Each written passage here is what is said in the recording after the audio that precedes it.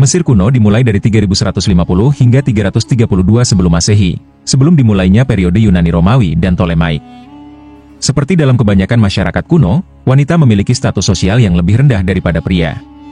Namun, dibandingkan dengan situasi dari peradaban besar lainnya seperti masyarakat Yunani atau Romawi, perempuan Mesir memang memiliki sedikit lebih banyak kebebasan dan hak. Peran wanita di Mesir pra-Ptolemeus adalah situasi yang kompleks di mana kita tidak dapat mengkualifikasikan mereka sebagai setara dengan pria.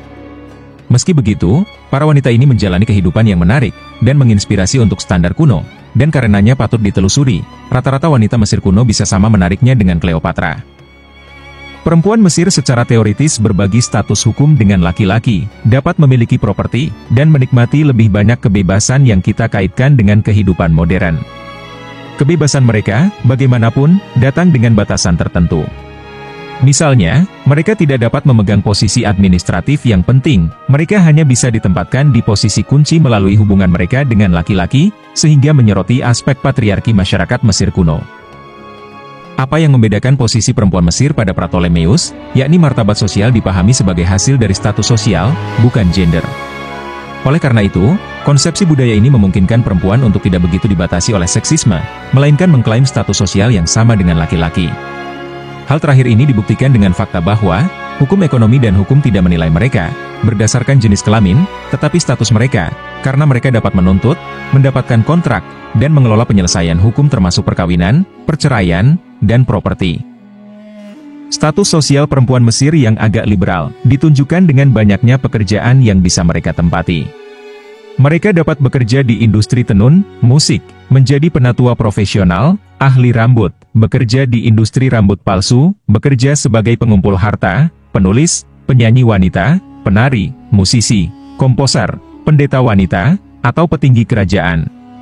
Ada catatan seorang Nebet, dari kerajaan lama yang bekerja sebagai wazir Fir'aun, sebuah jabatan pejabat tinggi yang menjadikan wanita ini, sebagai tangan kanan dan penasihat Fir'aun, yang paling terpercaya.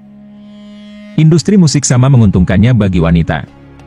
Seperti dua musik pemain harpa, Hekenu dan penyanyi Iti, kedua wanita itu begitu populer di Mesir kuno, dan banyak orang-orang kaya menginginkan keduanya dicat di dalam kuburan mereka, sehingga keduanya dapat bernyanyi untuk mereka bahkan di alam baka.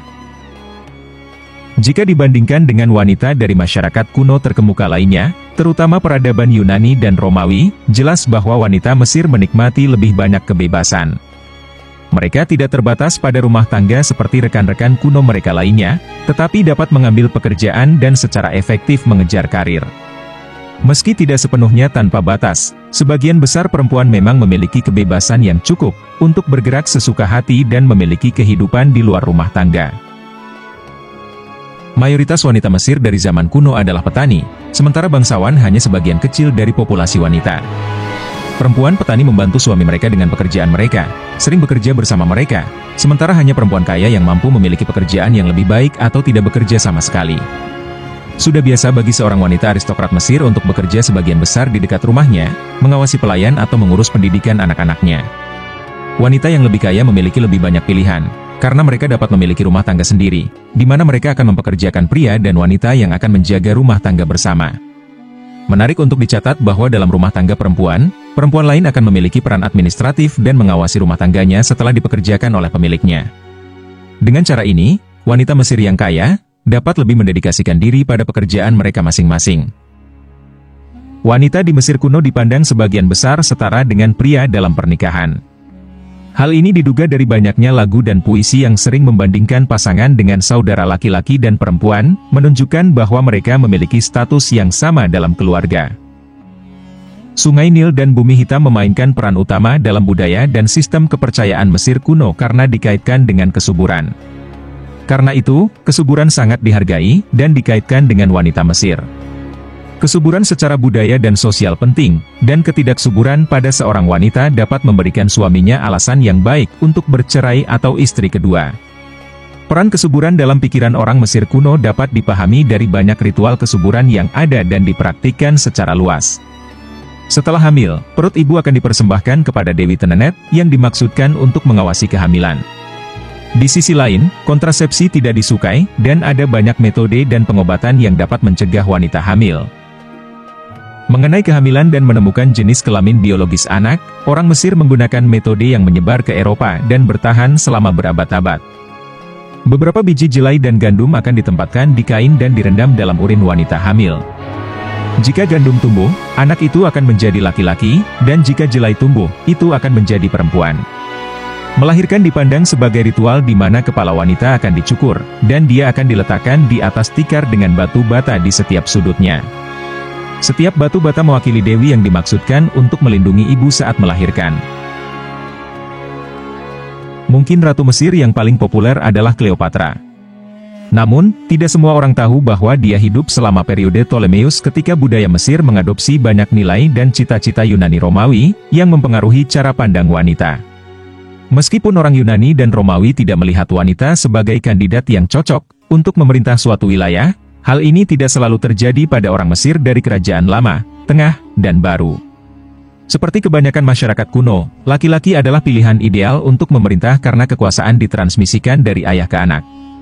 Namun, Fir'aun, seperti dewa di bumi, memiliki kekuatan yang dianugerahkan kepadanya dan kekuatan yang sama akan dianugerahkan kepada pasangannya juga. Ini membuka jalan bagi perempuan untuk memperoleh peran Fir'aun. Orang Mesir kuno lebih suka penguasa mereka memiliki darah bangsawan. Sehingga, jika tidak ada ahli waris laki-laki, seorang wanita akan memiliki kesempatan untuk menjadi penguasa berkat garis keturunan bangsawannya. Dia akan mengadopsi semua tanda kebesaran yang diperlukan dan berperilaku sebagai laki-laki ketika memerintah melalui penggunaan simbol penguasa. Selain itu, ada spekulasi bahwa mungkin ada Fir'aun yang secara tradisional kita anggap sebagai laki-laki yang sebenarnya perempuan. Sulit untuk membedakan jenis kelamin Fir'aun tertentu karena representasi artistik menggambarkan mereka sebagai laki-laki. Contoh paling ikonik dari Fir'aun wanita yang dikenal adalah Hatshepsut, yang memiliki pemerintahan yang panjang dan makmur. Itulah perbedaan kehidupan wanita Mesir kuno, yang lebih memiliki hak dan kebebasan jika dibandingkan dengan wanita Romawi atau Yunani kuno.